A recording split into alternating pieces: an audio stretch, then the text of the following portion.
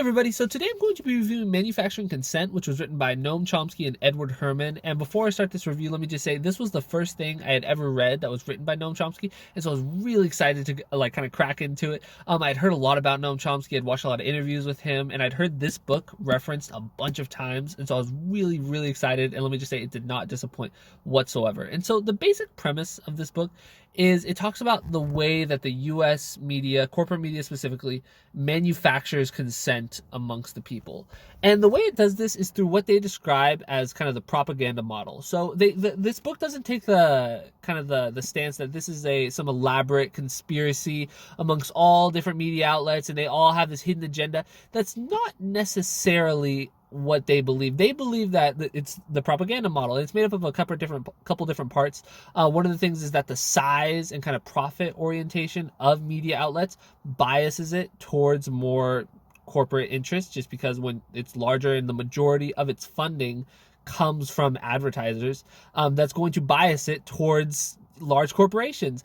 They talk about what they describe as flack, which is kind of the pushback in the way of like lawsuits that a certain media story might be received. And so if you have corporations are a lot more likely to be able to like push back on certain stories through lawsuits, and so that maybe biases them away from talking about certain corporations in certain ways. And then another aspect is just kind of the internal kind of like so say you have like certain beliefs, like you work somewhere and you have certain beliefs, you are more likely to, like, this isn't good, but you are more likely to probably hire someone that has the same belief systems as you. And so the media might kind of create this internal bias just because of this this feedback loop where they're kind of all thinking the same way and they're all on the same page on everything. And so that kind of creates this like narrative amongst the people who work at the media outlets. And then the other kind of aspect of the propaganda model is what they describe as like kind of the anti-communist biased, and that is just that the media just shows a pretty overt bias against communism and socialism. And one of the ways they show this is, so there's a lot of meta-analysis of different news sources. There's a lot of like really breaking down like specific headlines, how many times certain keywords are mentioned in certain stories. There's a lot of that in this book. And one of the examples where they talk about this kind of bias against more like socialism is, so they look at, it was in the 1980s, there were elections in El Salvador, Nicaragua, and Guatemala.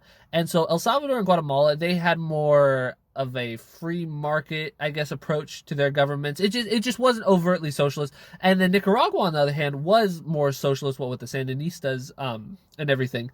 And so in Nicaragua, the U.S. media reported Nicaragua's elections as just being, they were shams, they weren't real elections, there was election fraud going on, there was corruption involved with it, and they basically said that the results of Nicaragua's elections weren't valid. And then they said El Salvador and Guatemala's elections, they said that their elections were like steps towards democracy, and they were like, they were not in any way like anti the elections that happened there. But what the book does is it actually looks at the elections and how they were held, and it looks at a lot of specific metrics on how you can judge elections. And the elections that were held in El Salvador and Guatemala were so much worse. They were so much more anti-democratic than what was held in Nicaragua. But the media didn't talk about the ones that are held in El Salvador and Guatemala as being bad, but they did talk about the ones that were being held in Nicaragua as being bad. And so it kind of shows this bias against kind of socialism and communism, which I found very interesting. Just that this bias exists, and it can be broken down in such a way. Let me just say, this book was it's not a light read by any stretch of the imagination. It is not the kind of thing you just kick back, relax, you're reading a little Manufacturing Consent.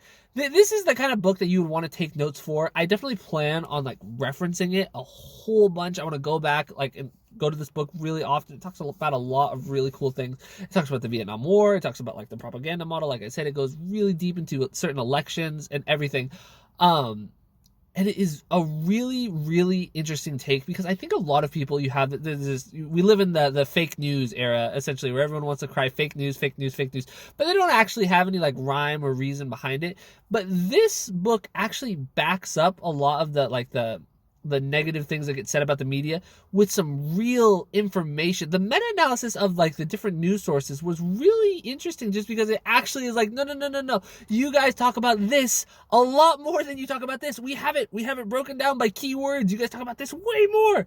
And so that was really interesting. It kind of shows this actual bias in a very real and not necessarily easy way to understand, just because it is written in a very complex way. I guess, like I said, it's not a easy read by any stretch of the imagination, but I would highly recommend this book. I thought it was amazing. It's probably the best nonfiction book that I've ever read, just in terms of information, and just the ideas that are kind of brought out in the book. I really, really, really enjoyed it, and I would really recommend anybody who's maybe found themselves a little critical of the media in the past, or maybe they're just a little interested in, maybe just, people are always talking about how the media is biased, and they're like, are they really biased? I think that this book makes a really good case for why there is actual bias that exists in the media. I would, like I said before, it's the kind of book that you take notes for. But I really enjoyed it, and I would highly recommend it. So if you guys disagreed with anything I said in this video, I don't know what exactly you disagree with. I was just kind of describing the book for the most part. But maybe you didn't like the book. Please leave a comment down below. And if you enjoyed the video, make sure to like and subscribe, and have a great day.